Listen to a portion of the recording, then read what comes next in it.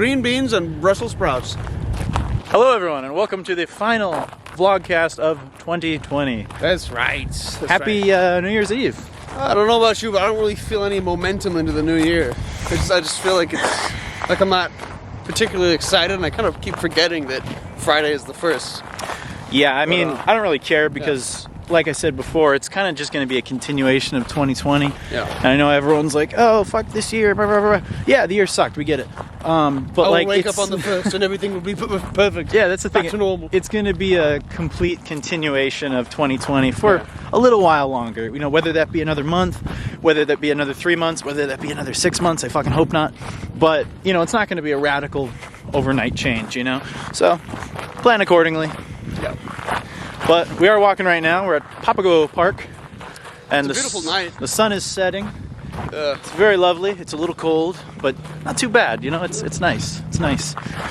So we tried the McRib 3 days ago. Oh, yeah. For the very first time. Neither Emmett and I had neither of us had tried it. You know what? I was reading comments people had to say about it on Twitter, and almost unanimously people loved it. And I was thinking maybe Ben and I just had like the worst McRib there ever was because of that, maybe that particular McDonald's. Yeah, it was a bad batch maybe. Because I just can't believe that all these people love it. It's so tasteless and rubbery and just gross. It was horrendous. It's one of the grossest things I've ever eaten. Yeah. And my thing is, it's like, it's been around since I think the 1980s, the early 1980s. Yeah. And then it would come and go. They'd bring it back every so often. And it was just disgusting, man. I got in maybe 4 or 5 bites. Yeah. And the aftertaste was so horrendous. I just decided, screw this, I'm going to eat my quarter pounder with cheese and go on with my life. Yeah, Ben was smart. He got us each quarter pounders on top of the McRib in case we didn't like the McRib. And that was the right call. Sure enough, we did not. Yeah, we did not. God, it was bad. It was tasteless. Like getting an actual, like, I don't know, barbecue rib sandwich at any other place would be 10 times better. Yeah, it just didn't taste like barbecue. It didn't taste like rib. It was gnarly. And like Emmett said, maybe it was a bad batch. Maybe we just went to a shit location. Yeah. I don't know. It was kind of in the middle of nowhere. Yeah. But I don't know, man. I would not do it again. Not for a long time. Yeah. As soon as I opened it up, it didn't look that great. The bread was like weird. It was odd, spongy bread. Yeah. Well, let's take a quick break and look at the mountains.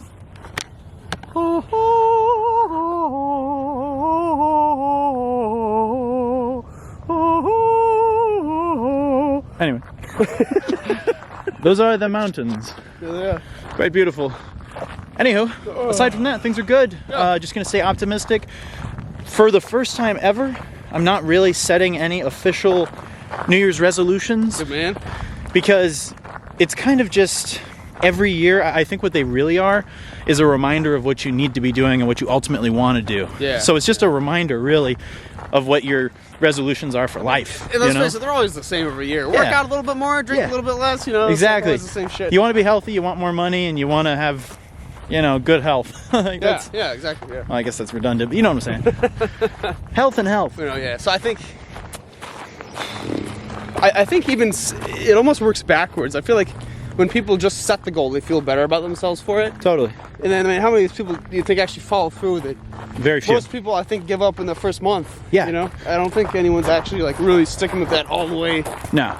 There's some people that have that crazy, like, you know, titanium spirit that just, you know, they can do whatever and they become vegan and they stick with it forever. Yeah. And they quit drinking and they stick with it forever. And they're like, those are like the really hot, like, athletic yoga chicks that just, like, have no social lives, you know? Yeah, that's the thing. That's like their life. Yeah, and that's fine if you're one of those people. I mean, you're boring, but good for you. You're healthy. And it's like, that's cool. But we're not like that. Yeah, not at all. But what do you do, man? We were both saying, like, we can endure the gym as long as we have, like, music. I love music in the gym, yeah. Depending on what I'm doing. Yeah. But especially if you're going on a run or something like that, it is nice to have the headphones. Yeah, without it, I don't think I could do it. Yeah. It's doable, but it's a little more, makes you a little more in your head. Want to switch? Switch. Sure. It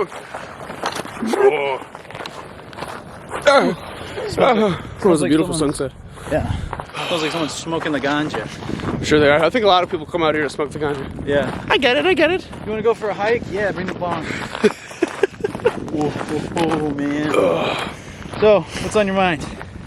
Oh yeah, so one thing I debated where to put this and how to put this, because I don't know if Twitter needed to hear it. Twitter always needs to hear it, but I might as well just do it on the podcast because I think Ben will concur. We've gone through waves, I think, you and I, where we'll be pretty politically charged. Yeah. And then for a while, we just won't give a shit. Yeah. I think like a year or so ago, we really didn't care. Yeah. And then it kind of came back a little bit, but not quite fully. Not as much as it had. Not as much as it had in the past, in like 2016, 2017, you know? Yeah. And slowly, I guess, getting my feet wet into that sort of world, it's shown me how pointless like 90% of it is. Just all the constant banter. I remember it was actually looking through comments on the white guilt video that I made a little while back. You guys can check out. There was a huge thread on there where everyone was trying to like post different counter arguments and so forth. Yeah. And like I try not to make videos like that, but I mean, if there's something that I really feel is like out of control and needs to be said, I'll say it. But these people, even like who on either side of the table, like Ben Shapiro, other liberal pundits and stuff like that, I think Anderson Cooper. He's a good example. Yeah. I think like politics are important, and like actual politics I think are for the most part really boring, and the stuff that's actually being done and affects our lives you probably don't hear about. And I think it's really counterproductive when these pundits make like a sport out of it. Politics really has become like a sporting event for I don't know, like well-to-do nerds who think they're really smart.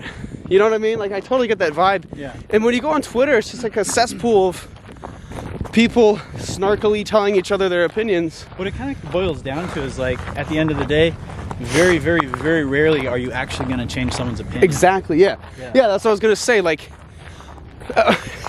it always comes down to an argument, and the point is like, when you get argumentative, you're never gonna change the other person's side. Yeah. So yeah, like 90% of the time, nothing's gonna happen. No one's gonna do anything. All the shit you say that makes you like feel good on the inside turns into nothing on the outside. And you can, like bombard people with facts, arguing your side, and usually most adults, when they've made their mind up, it's scary how closed-minded they truly are. Yeah. Like they'll ignore everything that you show them if it doesn't align with their view. Yeah. You know? But then the other thing is like people say, well, if I can change one mind, I've done my duty. But okay, realistically, do you think that person's going to change their whole life because you like roasted them on Twitter? Or do you think they're going to be like, yeah, I see your point, and then forget about it in 5 minutes? You know, like honestly, like it's just it's so vain. Yeah. Even I've realized that even the political scope on the internet is just as vain as like the TikTok scope. Yeah. You know, it's like we're all doing the same thing. We just have different outlets. Yeah. You can like fucking roast all these people on Twitter with your political knowledge. What have you effectively done? You've done nothing. You've wasted their time, you've wasted your time, and you both just feel worse for it. So I don't know.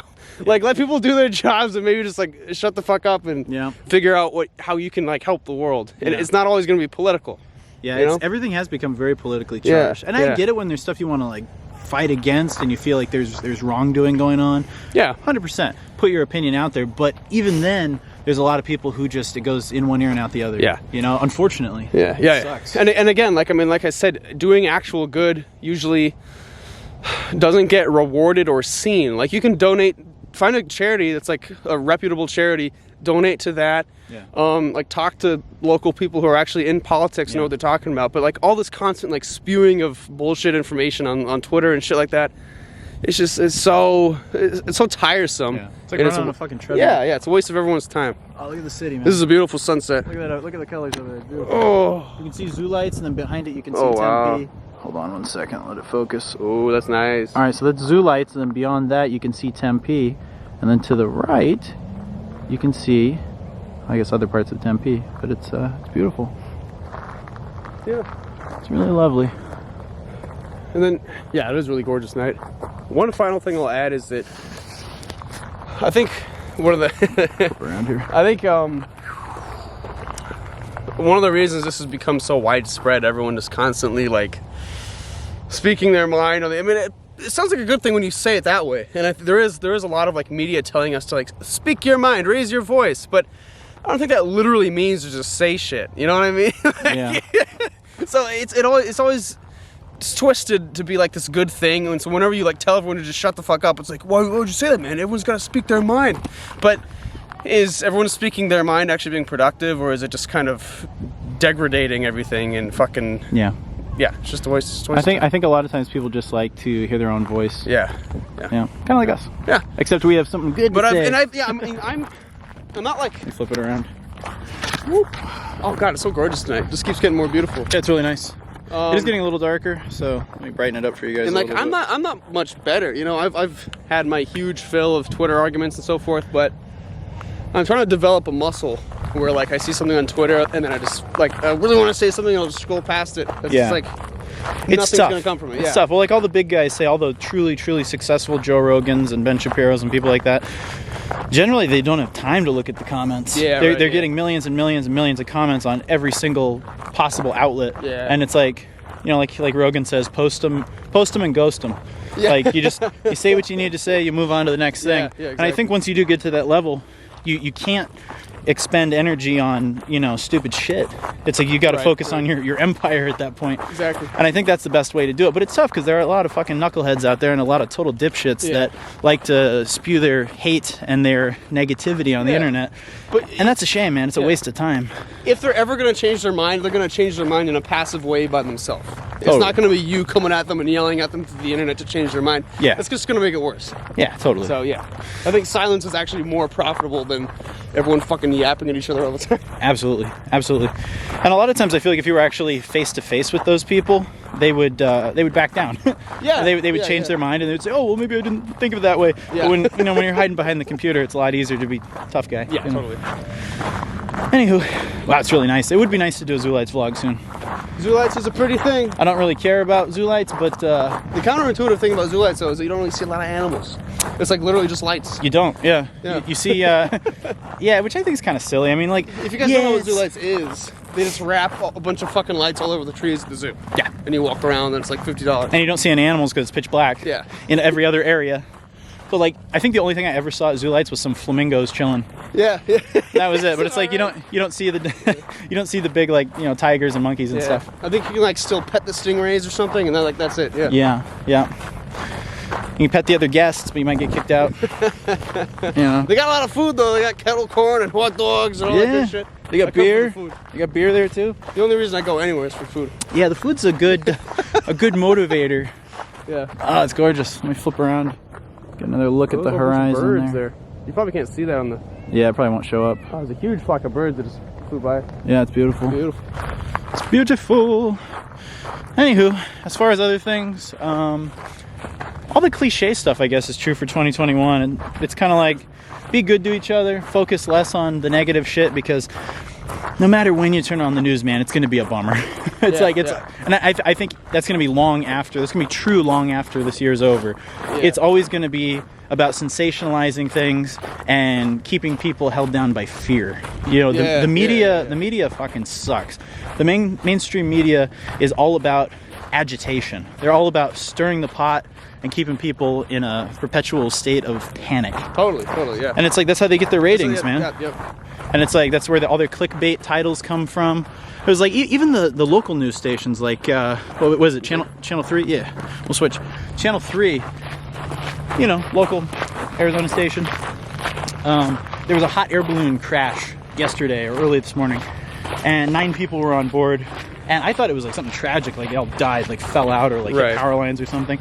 It was like it had barely left the ground and like tipped over. But like the headline was like, you know, hot air balloon crash, 9 people on board. And I'm like, oh my God, were there, you know, body parts all over the place, you know? But it was like nothing. But it's all about clickbait. It's all about sensationalizing things. And even over the summer, there's just like, I don't know how else to. I mean, I should preface this with saying I believe in COVID. It's a bad thing. We need to fix it. But over the summer, I remember every day in the news, they were saying, like, all the hospitals are at capacity. My girlfriend's dad is a nurse at a hospital. I went over there for dinner once and I asked him about it. And he was like, we had like maybe 1 COVID patient in the whole month in the hospital. And we're doing fine. He said it was like pretty quiet. So they just straight up lie sometimes. I mean... It gets to a point where there is a problem, but then they take that problem and they amplify it by like 1 million. Yeah. So it's like there's really something bad going on, but they make a point of making it front page news and making everyone in a perpetual state of fear about that, you know? Yeah, yeah. And I don't believe in any of those like conspiracy theories about news. I think people see that. I just think they're bought out. Exactly, yeah. I mean, people see all the hype and stuff and they're like, oh, they're trying to freak everyone out. The government's controlling the news. I don't think it's that deep. But I think it's just that they're a company and they're trying to get ratings so they can just stay in business. That's like as simple as it is. Yeah, and they're getting kickbacks from a bunch of big companies. Yeah, yeah. Fuck them. I want to end on one positive thing. Please. Because the last podcast we did was Christmas, right? Christmas Eve? Yes. And I mean, I'll be honest, I don't know about you guys, but I thought this Christmas was going to kind of suck because everyone's just kind of tight on cash, not really in the Christmas spirit. But what I found happened is that I don't know if this happened with you, but well, you were very generous as well. I was going to say, like, you and my whole family, and even actually myself included, with Max and a few other people, who are almost overly generous. Like the last kind of few Christmases have been sort of lackluster, but I think this whole situation we're in kind of inspired people to really try and give and cheer each other up. So I had a really nice little Christmas. I did too. It was nice. It was very nice. It was a different Christmas. You know, it was more mellow. My grandma had passed away this past summer, which sucked because we'd always go up there and see her and visit her. So that was a bummer, not having the grandparents. But it was nice, you know. I was able to spend time with my parents and spend time with you, spend time with some other close friends, and it was good. Like, we turned the end of a negative year into a positive. It was cozy, it was nice, and it was very mellow in the best kind of way. Yeah, that's awesome. That's awesome. So it ended up being pretty decent.